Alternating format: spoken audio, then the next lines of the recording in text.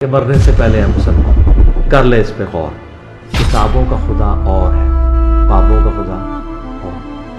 कहने को तो दी सबका इस्लाम है, लेकिन किताबों का जहां और है, बाबों का जहां और। लेकिन इसका मतलब ये है कि आप कह रहे हैं कि बरेलवी अच्छी जमात नहीं, ये कह रहे हैं। तो यही था कि बरेलवी के अंदर शिर्क और बिदअत का ज्यादा। अच्छा, ये उस वक्त आपको अंदाजा हो गया था? माशाल्लाह। नहीं, मैं खुद अलबचड़ा है।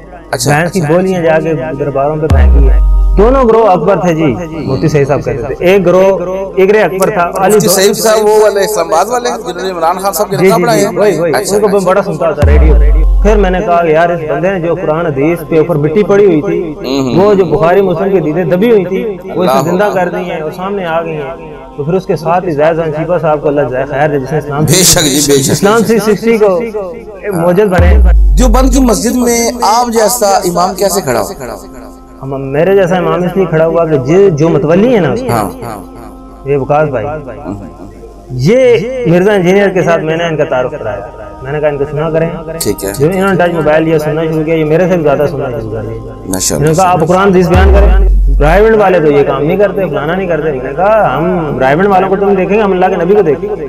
अल्लाह के नबी का तरीका हमने तो अल्लाह के नबी को फॉलो करना है। हम स्टूडेंट मिर्जा मोहम्मद इंजीनियर के, फॉलोअर अल्लाह के नबी। बेशक यही बात। बस उससे थोड़ा सा वो भी थोड़ा सा नाराज हुआ, उसने भी नमाज कि अगर इमाम उस वक्त तक बात नहीं कर सकता बेचारा, कि जब तक उसके पीछे बेचारा 15-20 हज़ार रुपए का होता है, अगर मैंने अखबार कही तो उठा के बाहर फेंक, सच्ची बात, दूसरा ले आएंगे।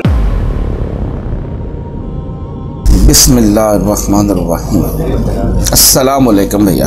वालेकुम अस्सलाम फरहान भाई। क्या नाम है भाई आपका? मेरा नाम मिर्जा हामिद महमूद। मिर्जा हामिद मरज़ाई है? नहीं, मिर्जा ना, मिर्जा को कहते हैं मरज़ाई होता है, कहते हैं ना? जी जी, हाँ जी, मजाक किया सर, माइंड ना कीजिएगा। हमें पता है जनाब, मिर्जा माशाल्लाह बहुत प्यारी और बहुत बड़ी कास्ट है, और एक अंदाजे के मुताबिक पाकिस्तान में सबसे ज़्यादा जो कहते हैं कि मिर्ज़ा ख़ानदान जो है ना, ये सबसे ज़्यादा तादाद में है। पिछले दिन एक सर्वे में मैंने सुना था। ये सिर्फ इसलिए कि आपको पता है, ये लोग मौलवी धोखा देते हैं ना, जब वो मिर्ज़ा मोहम्मद अली का नाम सुना तो उनका ये मिर्ज़ाई से आया था, ये तो वो इसलिए। मिर्ज़ा साहब वेलकम जी जेएलएम अकेडमी में। शुक्रिया। अच्छा ये बताए कहाँ से हैं? मैं रावलपिंडी का गांव है, वहाँ से। रावलपिंडी से। वेलकम जी जेएलएम अकेडमी में। अकेले आए? नहीं, हमारे साथ 2 भाई और आए। ठीक है, 3 दोस्त? जी 3 दोस्त। सुबह निकले?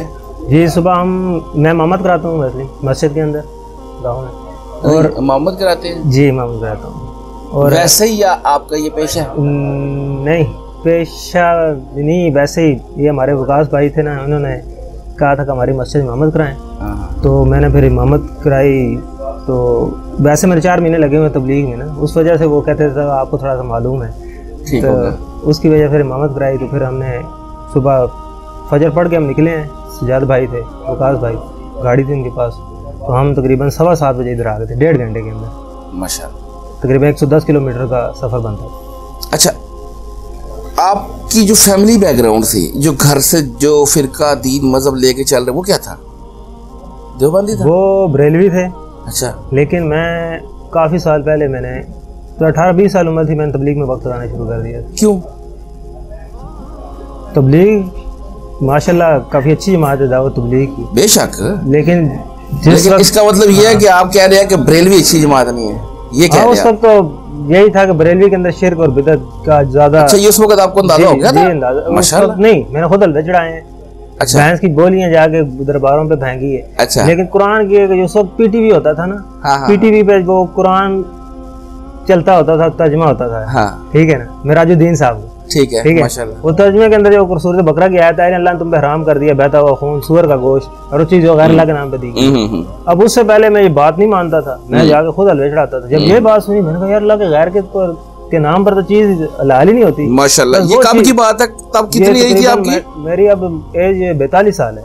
अच्छा। 42। उस वक्त मेरी एज तकरीबन 18 साल होगी, 17 साल। ये उस वक्त बात आपको क्लिक कर गई? जी क्लिक कर। माशाल्लाह माशाल्लाह। उस वक्त से फिर मैंने जमात में ये छोड़ दिया अपना फिरका। बरेलवी था वैसे, मैं बरेलवी था। ठीक है ना।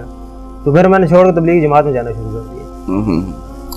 तबलीगी जमात में टाइम लगा जी, ठीक हो गया। अच्छा, तबलीगी जमात में जब टाइम लगा और इंजीनियर मोहम्मद अली मिर्जा साहब का तारुफ आपको वहां पे कैसे हुआ? इंजीनियर मोहम्मद अली मिर्जा साहब का तारुफ तो मुझे बहुत देर से हुआ। कैसे? इस तरह हुआ कि पहले मोबाइल भी नहीं होते थे, बटनों वाले मोबाइल थे, इतने पैसे भी नहीं होते थे, टच वाला मोबाइल। हम इस्लामाबाद में अपने कज़न के घर गया, वो अमीर लोग थे। उस वक्त यूट्यूब पर हम देखते होते थे, वो बार बार कर रहे हैं एक दूसरा, बड़ा अजीब लगता था हमें यार, ठीक है ना। लेकिन जिस वक्त हमारे पास मोबाइल आया तो उस वक्त भी हमें इतना नहीं मालूम था। फिर जब मैंने ये बात सुनी ना, यार इस तरह एक बंदा है, ये बात सही करता है यार। अच्छा, उस वक्त भी मोबाइल मेरे पास इतना अच्छी क्वालिटी का नहीं था। फिर थोड़ा सा अच्छी क्वालिटी का मुझे किसी ने मोबाइल दिया, अपने रिश्तेदार ने, भाई ने।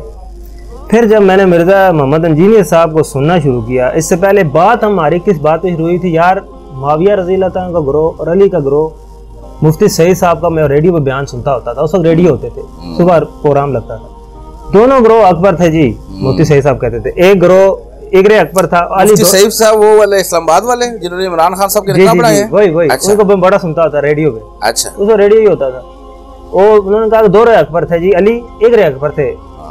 हमने यही सुना था, हमें कोई नहीं पता था एकदम क्या हो गया, इमाम हुसैन को कैसे शहीद कर दिया गया, यार समझ नहीं आती। ये एकदम सारा सहाबा चलते चलते एकदम बिल्कुल सही है। जैसे मिर्जा मोहम्मद इंजीनियर साहब को जब सुनना शुरू किया अकेले में बैठ के, बस वो करबला का एक मौजू था जिसकी वजह से चैन जा रही, सारा कुछ ऊपर से लेके नीचे तक पता लग गया कि यार ये करबला हुई क्यों थी, मामला तो पीछे से बिगड़ा हुआ था। अल्लाह, तो बस वो सुनना था मिर्जा मोहम्मद इंजीनियर साहब का। फिर मैंने कहा यार इस बंदे ने जो कुरान हदीस पे ऊपर मिट्टी पड़ी हुई थी, वो जो बुखारी मुस्लिम के दीदे दबी हुई थी, वो इसे जिंदा कर दी हैं और सामने आ गई हैं। तो फिर उसके साथ ही ज़ाहिर शीफा साहब को अल्लाह जाए खैर दे, जिसने इस्लाम 360 को मौजूद बने। और उसके बाद तो मैं कहता हूँ कि मैं खुद इस्लाम 360 से कई बंदों को जोड़ा है मैंने। मैं खुद दावत तबलीग किस तरीके, मैं कहता हूँ कि नबियों वाली तबलीग करो। मैं इमामत कराता हूँ ना, मैं तो उस मेंबर पर होता हूँ और मेरे को जितनी बातें फेस करनी पड़ी है ना, मैं रफ़ादैन नहीं करता था। जिस वक्त मैंने रफ़ादैन शुरू किया, इमामत पे सबकी नजर होती इमाम की, उन्होंने कहा ये क्या शुरू कर दिया आपने, ये कौन सा तरीका आपने शुरू कर दिया है। अहमद साहब जो पहले तरीका चल रहा था वो ठीक है। अच्छा, साथ ही फिर आमीन कहना शुरू की। उन्होंने फिर कहा यार ये तुमने ऊंची आमीन भी शुरू कर दी, लेकिन अल्हम्दुलिल्लाह मैं डटा रहा, बड़ी तकलीफें बर्दाश्त की, लेकिन मैंने वो चीज छोड़ी नहीं। जिस मस्जिद में आप इमामत कर रहे हैं वो मस्जिद किसकी है? वो देवबंदियों की। देवबंद की है। देवबंद की मस्जिद में आप जैसा इमाम कैसे खड़ा हो गया? मेरे जैसा इमाम इसलिए खड़ा हुआ कि जो मुतवल्ली है ना उसके, ये वकास भाई, ये मिर्जा इंजीनियर के साथ मैंने इनका तारुफ कराया।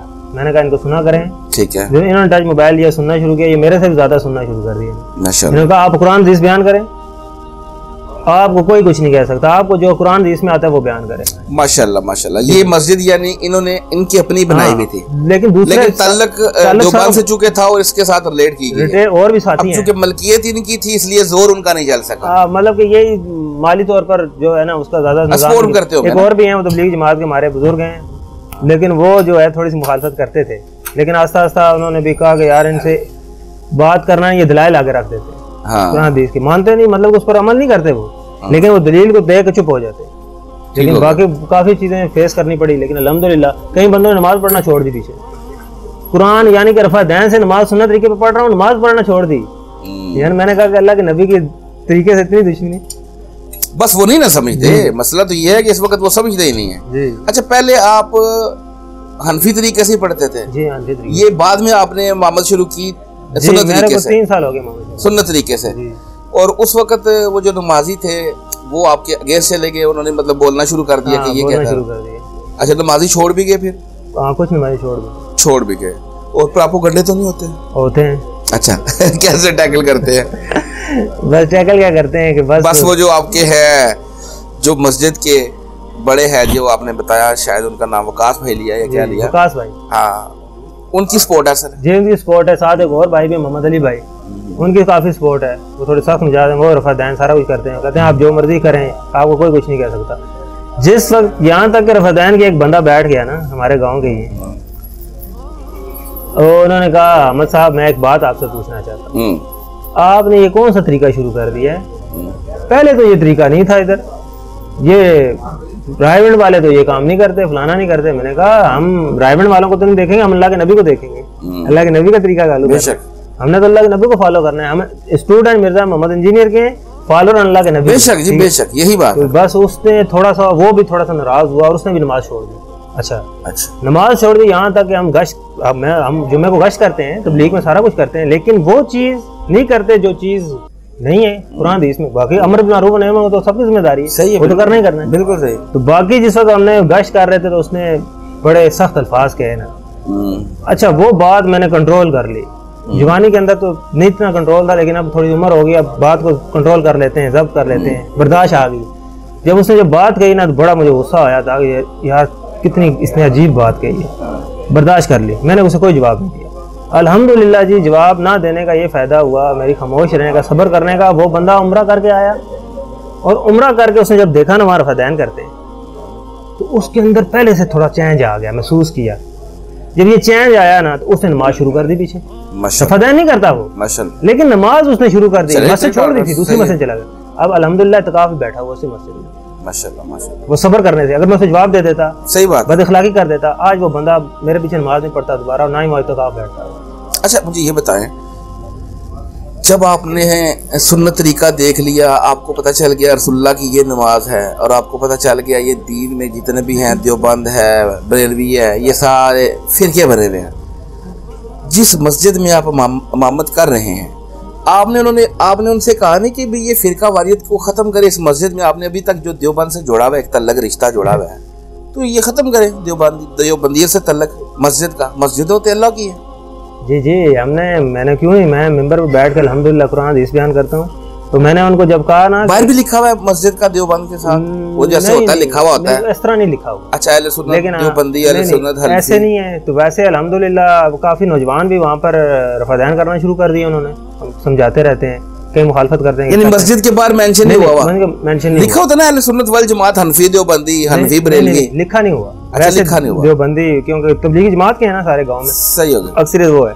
तो बाकी ये है कि बाकी जो मिंबर पर बैठ के बात करनी होती है ना, मिंबर इमाम के को ज़्यादा बातें फेस करनी होती है। ऐसे ही जब मैंने मिंबर पर बैठ के आमीन, ऊंची आमीन की बात कही ना, हदीस भी बयान कर दी साथ। और साथ मैंने कहा कि आयशा रज़ी अल्लाह ताला ना अल्लाह के नबी के हदीस का मफ़हूम नकल कर दी है कि उन्होंने कहा कि अल्लाह के नबी कहते हैं यहूदी तुम में से दो काम में बड़ा हासिल करते हैं। एक, जब तुम अस्सलामु अलैकुम कहते हो, यार अस्सलाम ऊंचा करते हो कि नहीं, खामोशी किसी हाथों नहीं मिलाते। जब दूसरा तुम आमीन कहते हो, मेरे बताओ अब आमीन मुसलमान ऊंची कहेगा तो यहूदी सुनेगा या खामोश रहेगा तो सुनेगा। जब उन्होंने ये बात सुनी तो उन्होंने कोई जवाब नहीं उनके पास। हम आमीन कहते हैं, अल्हम्दुलिल्लाह पीछे काफी बच्चे भी कहते हैं हाँ आमीन, और वो तो हदीस है भाई, अल्लाह के नबी की सहाबा कहते हैं हम आवाज सुनते थे आमीन की। जबरदस्त जबरदस्त। हमें इस वक्त जो है ना मस्जिदों में साहब जैसे इमामत कराने वाले चाहिए, सच्ची जो बात है, जो हक को हक समझ के बयान करें। जी जी, हाँ। और वो जो है आपके मस्जिद के मतवली साहब, उन जैसे बंदे चाहिए मस्जिदों के। मैं तो शुक्र अल्लाह का अदा करता हूँ। मैं सही बात सोचता हूँ कि अगर इमाम उस वक्त तक बात नहीं कर सकता बेचारा, कि जब तक उसके पीछे बैग कुछ नहीं कर सकता, बिल्कुल बेचारा 15-20 हज़ार रुपए का होता है, वो कहता है कि अगर मैंने हक बात कही तो उठा के बाहर फेंक देंगे, सच्ची बात है, दूसरा ले आएंगे। लेकिन मुझे ये बात थी शुरू से, मैं क्योंकि हक परस्त था, शुरू से मैं थोड़ा सा डर जाता होता था, कोई गलत बात नहीं करता था। तो अल्लाह पाक ने मुझे ऐसी जगह दी कि जहाँ पे मैं अपने खुल के वो कुरान हदीस बयान कर सकूं। माशाअल्लाह, बड़ी बातें फेस करना पड़े, लेकिन मुझे पता था कि मुझे यहाँ से ये बेचारे बातें करेंगे, बाकी ये कुछ नहीं कर सकते। आखिरकार करते करते करते करते वो जाग बैठना शुरू होगी। रफ़ादैन भी करते हैं सुन्नत तरीके, ये ऐसे नहीं करते, सुन्नत तरीके सुकून से नमाज पढ़ते हैं। बताया भी है कि अपनी नमाज को सुकून इख्तियार करो, और रफ़ादैन करते हैं, जलसा इस्तराहत करते हैं, क्या बात, और आमीन कहते हैं, ठीक है ना, और नमाजों को जमा भी करते हैं। अल्लाह, जब मैंने नमाजें जमा की तो पहले हम यही कहते नमाज कज़ा हो जाती है। मैं पिंडी गया, पिंडी से वापसी पर आते हुए गाड़ी में बैठा, करते करते करते जोर चली गई। अगर असर वक्त में जब स्टॉप पे उतरा ना दूसरी किसी मस्जिद के अंदर, वहाँ पे असर का भी इस्लाम फेर दिया इमाम ने। मैंने वुजू किया, पहले 4 फर्ज पढ़े जोर के, फिर 4 असर पर। मैंने कहा सदका रसूलुल्लाह सल्लल्लाहु अलैहि वसल्लम, अल्लाह के नबी ने सच कहा था, उम्मत के लिए कोई तंगी बाकी ना रहे। मैंने कहा देखो, आज उस अल्लाह के नबी की सुन्नत को ना पता होता, हम भी कहते नमाज कज़ा होगी। फिर हम गाड़ी रुकाते थे, जब हम जमात में जाते थे ना, रायविंड वगैरह, गाड़ी रोको गाड़ी रोको गाड़ी रोको, नमाज का वक्त जा रहा है, यही होता था ना। अब ये नहीं पता था कि यार नमाज तो कज़ा ही नहीं होती, नमाज तो अल्लाह के नबी ने जमा की है, मुश्किल से निकाला है ना आसानी के लिए, लेकिन ये आसानियाँ छीनी गई हैं हमसे, ठीक है ना, सारी आसानियाँ छीनी गई। लेकिन हमने अपने जितने भी सुनने वाले होते हैं उनको ये आसानियाँ बताते हैं। आप जैसे मुबल्लिग चाहिए जी, जो अल्लाह के नबी के डाकिया बन के आज दोबारा उम्मत तक ये बातें पहुंचाएं। ठीक, बिल्कुल ऐसे हमें मुबल्लिग चाहिए। अच्छा जी, आज फर्स्ट टाइम आए हैं? जी फर्स्ट टाइम आए। चले, अच्छा लगा जी आपसे बात करके। आज इंशाल्लाह आपके उस्ताद मोहतरम से आपकी मुलाकात भी होगी। अभी आप बैठे जी, जज़ाकल्लाह खैर। और फिरकों की दुकानें बंद। The damage done.